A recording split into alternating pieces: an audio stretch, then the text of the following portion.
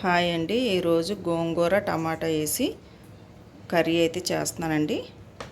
ముందుగా మన గోంగూర, పచ్చిమిరపకాయలు, ఒక టమాటా ఉడకబెట్టుకోవాలండి నీళ్ళు పోసుకొని. గోంగూర అయితే ఉడికిపోయిందండి. ఇదంతా చల్లారాక మిక్సీలో పట్టుకుందాం. చూసారు కదా, మిక్సీలో అయితే వేసుకున్నాను. ఇది మిక్సీ పట్టుకుందామండి. చూసారు కదండి, మిక్సీ పట్టేసాను. గోంగూర ఉడికించిన వాటర్ అండి ఇది. ఈ వాటర్లో ఈ మిక్సీ పట్టింది వేసుకుందామండి. గోంగూర ఉడికించిన నీళ్ళలో వేసుకున్నానండి పేస్ట్ అంతా. గోంగూర చూడండి ఎలా వచ్చింది. ఇప్పుడు చింతపండు పులుసు అండి కొద్దిగా దీంట్లో వేసుకుందాం. వేసుకొని ఒకసారి కలుపుకుందామండి. ఇప్పుడు మనం తాలింపు వేసుకుందామండి. తాలింపు ఎలాగో చూపిస్తానండి. కళాయి పెట్టుకుందాం. కళాయి పెట్టుకొని స్టవ్ వెలిగించుకున్నానండి. తగినంత ఆయిల్ పోసుకుందాం.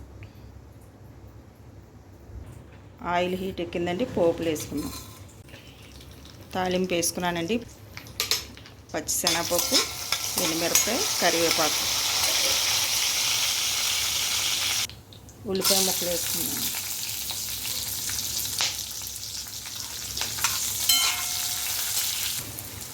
కొద్దిగా వెల్లుల్లి రెబ్బలు, టమాటా ముక్కలు, తగినంత సాల్ట్, కొద్దిగా పసుపు, సరిపడినంత కారం.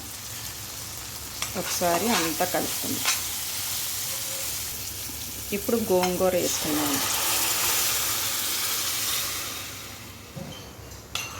గోంగూర వేసుకున్న తర్వాత ఇదంతా ఒక 5 నిమిషాలు ఉడికించుకుందామండి.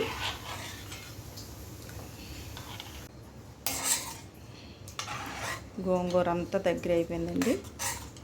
చూడండి, టేస్ట్ అయితే మాత్రం చాలా బాగుంటుందండి.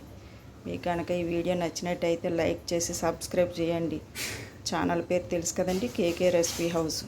థ్యాంక్ యూ అండి.